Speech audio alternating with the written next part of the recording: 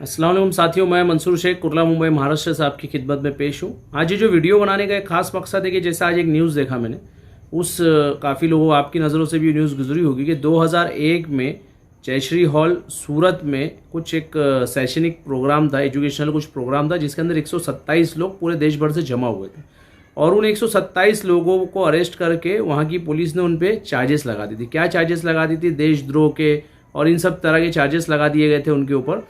और उनको सिमी से कनेक्शन के अंदर और उसामा बिन लादेन के वहाँ पे कुछ पोस्टर्स वगैरह चले थे। इस तरह के इल्ज़ामात पुलिस ने उनके ऊपर लगाए कि उसामा बिन लादेन के वो फेवर की बातें कर रहे थे। खैर, ये सब चीज़ें वहाँ पर लगाई थी आज से 20 साल पहले 2001 में।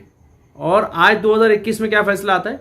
आज 2021 के अंदर कोर्ट ये फैसला करती है कि वो तमाम लोग जो थे 127 लोग वो बाइज्जत बरी कर दिए गए। उनका कोई कसूर नहीं था, ना वहाँ पे ऐसी कोई गतिविधि चल रही थी, ना वहाँ पे ऐसा कोई प्रोग्राम चल रहा था, ना वहाँ पे ऐसा कोई कार्यक्रम चल रहा था। जिसमें से 5 लोगों का इंतकाल हो चुका है, जिसमें से 122 लोगों को 20 साल के बाद कोर्ट ने बरी कर दिया है। और वो तमाम 122 और 127 टोटल 5 को मिला के वो तमाम मुसलमान है। उनको सिमी से गठबंधन के नाम पर, सिमी के लोगों के नाम पर उनको हरासा किया गया था और उनको जेलों के अंदर बंद रखा गया था। 20 साल मुकदमा चला और 20 साल बाद आज वो अदालत से बरी हुए। मेरा सवाल सिर्फ एक है कि उनके 20 साल का जवाब कौन देगा?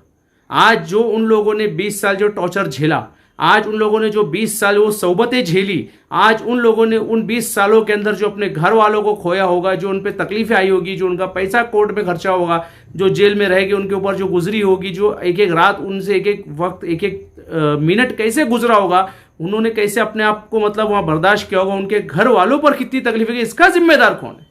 आज कोई ये क्यों नहीं कहता कि भाई इतने लोगों को आज इतने साल आपने अंदर रखा? तो जो अंदर रखने वाले ऑफिसर्स हैं या उस वक्त का जो सिस्टम था, ये जो लोग इस तरह की हरकतें करते हैं, और ये कोई पहली बार नहीं हुआ, मैं आपको बता दूं, इसके पहले भी कई ऐसे केसेस हुए हैं।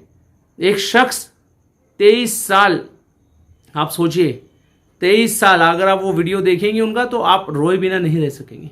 23 साल वो शख्स अपने जेल में रहा और 23 साल बाद उससे कहा गया, जब वो 20 साल का था उसे अरेस्ट किया गया था और वो 23 साल के बाद 43 ईयर्स की एज में वो जेल से बाहर आया, वो भी मुसलमान था। आज भी जेलों के अंदर एक डेटा के उधर 50% से ज़्यादा लोग मुसलमान और दलित OBC SC के लोग होते हैं। क्यों ऐसे? क्यों ये देश के हालात नहीं बदलते? क्यों ये देश के अंदर लोगों को, मुसलमानों को, माइनॉरिटीज़ को, दलितों को इसी तरह से दबाया जाता है, इसी तरह से जेलों के अंदर झूठे मुकदमात के अंदर फंसाया जाता है? 25 साल 11 लोगों का फैसला आता है कि 25 साल के बाद वो लोग आज बरी हो जाते हैं। और ऐसा पहले कई मुतअद्दिद बार ऐसा हो चुका है। कोई 23 साल, कोई 25 साल, कोई 20 साल। मतलब आप सोचिए, एक जवान इंसान जब 20-25 साल में उस पर केस फिट हो जाता है, 20-20 साल वो केस चलता है, उसकी जवानी चली जाती है, उसका कारोबार, उसका जॉब खत्म हो जाता है, उसका करियर खत्म हो जाता है, उसकी फैमिली खत्म हो जाती है। उसके बाद आप बुढ़ापे में उसे कहते हैं कि आप जाइए, आप बाइज्जत बरी, आप पे कोई इल्ज़ाम नहीं। अरे कहाँ जाएगा वो? क्या करेगा वो अपनी लाइफ के अंदर? ये बहुत बड़ा सवाल है देश के सामने भाइयों। ये कोई छोटी मोटी बात नहीं है। और ये होता किसके साथ है? सिर्फ एक वर्ग के साथ। ये होता किसके साथ है? सिर्फ एक वर्ग के साथ, वो है मुसलमान, और कहीं पर दलितों के साथ। तो ऐसी व्यवस्था कब तक चलेगी देश के अंदर? कल किसी भी नौजवान को आपने देखा, पहलू खान को, अखलाक को, उनके साथ हाफिज जुनैद के साथ क्या हुआ? शंभू रेगर ने क्या किया? वो अपनी जगह है। और ये चीज़ें, ये तो शासन से हो रही है, ये तो पुलिस से हो रही है, तो अदलिया से हो रही है। और बाद में पता चलता है 20 साल बाद, 25 साल बाद कि भाई आप बेगुनाह है, आपके साथ गलती हुई थी, आपने कुछ नहीं किया और आपको बाहर छोड़ दिया गया। तो क्या करेंगे आप ऐसी इंसाफ का? जो 25 साल बाद मिले, जो 30 साल मिले, जो इंसाफ देर से मिलता है, उस इंसाफ की कोई वैल्यू नहीं होती। आज उनकी जवानी का क्या? आज उनकी चीज़ों का क्या? उमर खालिद हो, सफूरा जरगर हो, दिल्ली के अंदर कई मुकदमात के अंदर खालिद सैफी हो, आसिफ तारा, उनको फंसा दिया जाता है। क्या पता वो कब जेल से बाहर आएंगे? आज जवानी में जेल में गए, हो सकता है बुढ़ापे में जेल में बाहर आए। तो ये हालात हमारे साथ क्यों हो रहे हैं? हमारी क्या गलती है? हम हिंदुस्तान में रह गए भाई। हमने पाकिस्तान को नहीं चुना, हमको नहीं जाना था, हमारे बाप दादा को वहां पे, हमको हिंदुस्तान में रहना था, तो हमने हिंदुस्तान चुना। क्या फजले खैराबादी गलत है जिन्होंने कुर्बानी दी? क्या लेफ्टिनेंट शाहनवाज खान गलत है? क्या मौलाना मोहम्मद अली जौहर, मौलाना शौकत अली जौहर, क्या मौलाना गुलाम आज़ाद गलत थे कि जिन्होंने हाथ उठाकर खुतबा दिया कि भाई आप जब जा रहे हो, जो पाकिस्तान जा रहे थे, उनको कि लाल किले को कैसे ले जाओगे? इस मुल्क के बुनियादी फैसले तुम्हारे बिना नहीं हो सके।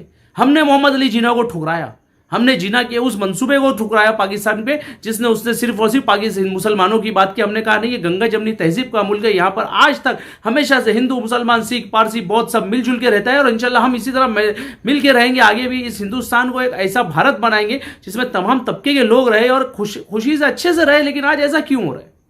ये बहुत बड़ा सवाल है दोस्तों। ये सोचिए, जो इन लोगों से लड़ता है, जो इन लोगों के खिलाफ आवाज उठाता है, जैसे शाहिद आजमी, आप जानते होंगे शाहिद आजमी, जो ऐसे लोगों के खिलाफ आवाज उठाते थे एडवोकेट, उनके साथ क्या किया गया? उनको मनसूबाबंद तरीके से आके उनकी ऑफिस में की गोली मार दी गई, उनको शहीद कर दिया गया, जिन्होंने अपने सिर्फ 7 साल के करियर में 17 लोगों को छुड़ा के लाया था, जिन पे झूठे मुकदमात लगे फंसाया गया था। ये सोचिए, बहुत बड़ा मतलब ये बहुत शॉकिंग चीज है ये, क्योंकि ये कोई छोटी बात नहीं है भाई। किसी की जिंदगी से 25 साल 30 साल आप निकाल दो, उसकी जवानी से उसको बुढ़ापे में लाके आप बोल दो आज ना उसके पास करियर है, ना उसके पास फैमिली है, ना उसके पास कोई साथी है, ना कोई दोस्त है, आज ना पैसा है, ना उसके पास कोई मतलब गारंटी है, और आज वो क्या करेगा बाहर आके बेचारा।